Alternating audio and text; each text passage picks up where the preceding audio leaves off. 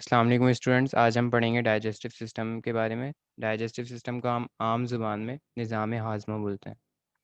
Digestion, physical and chemical breakdown of large molecules into a smaller molecules to get energy is called digestion.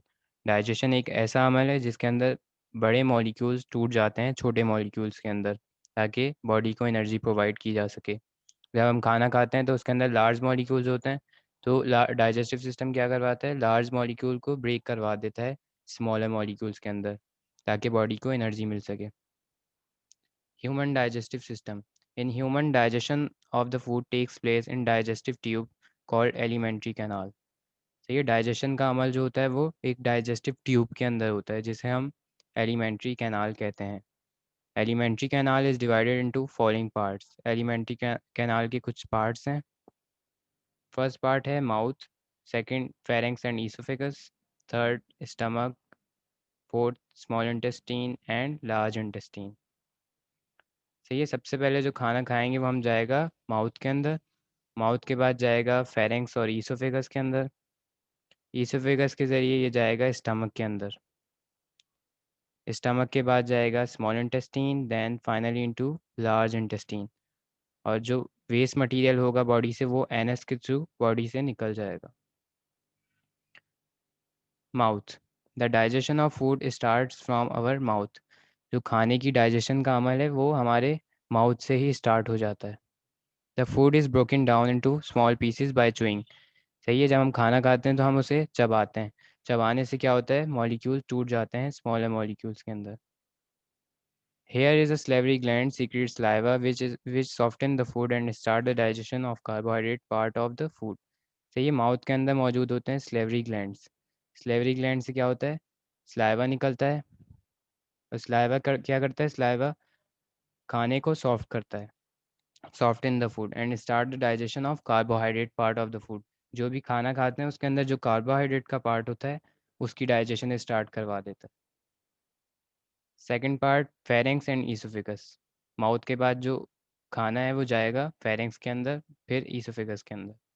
After swelling, जब हम खाना निगलते हैं, the food goes through the pharynx into oesophagus. Pharynx के ज़रिए से खाना कहाँ चला जाता है, ईसोफेगस के अंदर। It is a narrow tube and its function is to push the food down into the stomach. ये एक पतली सी ट्यूब होती है, ईसोफेगस एक पतली सी ट्यूब है, और इसका काम क्या है, ये खाने को पहुंचाता है स्टमक के अंदर। Third part stomach, the food is the food is stored in the stomach for 3 to 4 hours। खाना स्टोर होता है हमारे स्टमक के अंदर 3 से 4 घंटे तक।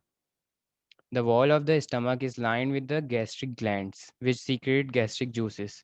सही है। स्टमक के अंदर गैस्ट्रिक ग्लैंड्स होते हैं। सही है। गैस्ट्रिक ग्लैंड से क्या निकलता है, गैस्ट्रिक जूसेस निकलते हैं। गैस्ट्रिक जूसेस क्या करते हैं कि खाने की डाइजेशन करवाते हैं। Gastric juices contain pepsin and hydrochloric acid. Gastric juice के अंदर दो चीज़ें होती हैं, पेप्सिन और hydrochloric acid. Pepsin, pepsin start the break down of protein part of the food. सही। पेप्सिन क्या करवाता है, पेप्सिन प्रोटीन की ब्रेक डाउन करवाता है। जो हम खाना खाते हैं उसके अंदर जो प्रोटीन पार्ट है उसकी ब्रेक डाउन पेप्सिन करवाता है। While the hydrochloric acid kill the harmful bacteria in the food. जबकि हाइड्रोक्लोरिक एसिड का काम होता है कि वो खाने में मौजूद बैक्टीरिया को किल करेगा। ठीक है। गैस्ट्रिक जूसेस के अंदर दो चीज़ें आती हैं, पेप्सिन और हाइड्रोक्लोरिक एसिड। पेप्सिन का काम क्या था कि वो प्रोटीन की ब्रेक डाउन करवाएगा, जबकि हाइड्रोक्लोरिक एसिड क्या करेगा, हार्मफुल बैक्टीरिया को किल करेगा। The wall of the stomach is muscular and it's muscular movement also help in the grinding the food. सही है। वॉल ऑफ द स्टमक, जो स्टमक की वॉल्स हैं वो क्या करती हैं, जब ऐसी मूवमेंट करती हैं जिससे खाना मज़ीद ग्रैंड हो जाता है, मज़ीद छोटे मॉलिक्यूल्स में कन्वर्ट हो जाता है। Fourth part small intestine. अब खाना जाएगा स्टमक के ज़रिए से स्मॉल इंटेस्टीन के अंदर। Food from the stomach इंटर्स into the small intestine.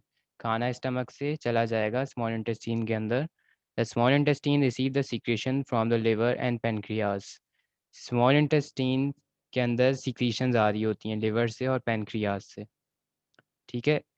The secretion completes the digestion of carbohydrates, proteins and lipids. जो सीक्रेशन आ रही होती हैं वो फर्दर डाइजेशन करवाती हैं कार्बोहाइड्रेट की, प्रोटीन की और लिपिड्स की।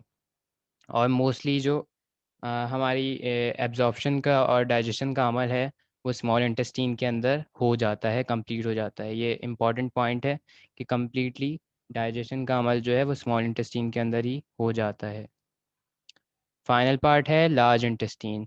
The undigested food passes through the large intestine. जो खाना हजम नहीं हुआ, जो नहीं हो सकता, जो वेस्ट मटेरियल है, अब वो कहाँ चला जाएगा? वो लार्ज इंटेस्टीन के अंदर चला जाएगा। In the large intestine most of the water and salts are reabsorb into blood. Large intestine के अंदर क्या होता है? वाटर और सॉल्ट्स एब्जॉर्ब हो जाते हैं। किसके अंदर? ब्लड के अंदर। The semi solid substance called faeces enters into the rectum. और जो वेस्ट मटेरियल होता है जिसे हम फीसिस कहते हैं, वो कहाँ चला जाता है? रेक्टम के अंदर चला जाता है। The faeces are remove from the body through the anus. और फीसिस बॉडी से निकल जाते हैं एनस के थ्रू। The importance of the digestion, digestive system is important of our body. Digestive system बहुत इंपॉर्टेंट है हमारी बॉडी के लिए। It is a system which provide nutrients that we need to grow properly and stay healthy. तो ये digestive system बहुत ज़रूरी है क्योंकि यही हमारी बॉडी को न्यूट्रिएंट्स प्रोवाइड करता है और इसी की वजह से हम हेल्थी रहते हैं। सही है। अब ये शॉर्ट फॉर्म कि सबसे पहले हमने खाना खाया, वो कहाँ गया? माउथ में। माउथ के बाद कहाँ गया? फेरेंक्स में और ईसोफेगस के अंदर। ईसोफेगस के बाद जाएगा स्टमक के अंदर, और स्टमक के बाद small intestine, then into large intestine और रेक्टम और एनस। एनस के थ्रू वेस्ट मटेरियल बॉडी से निकल जाएगा। तो ये this is all about digestive system. Okay, thanks for watching.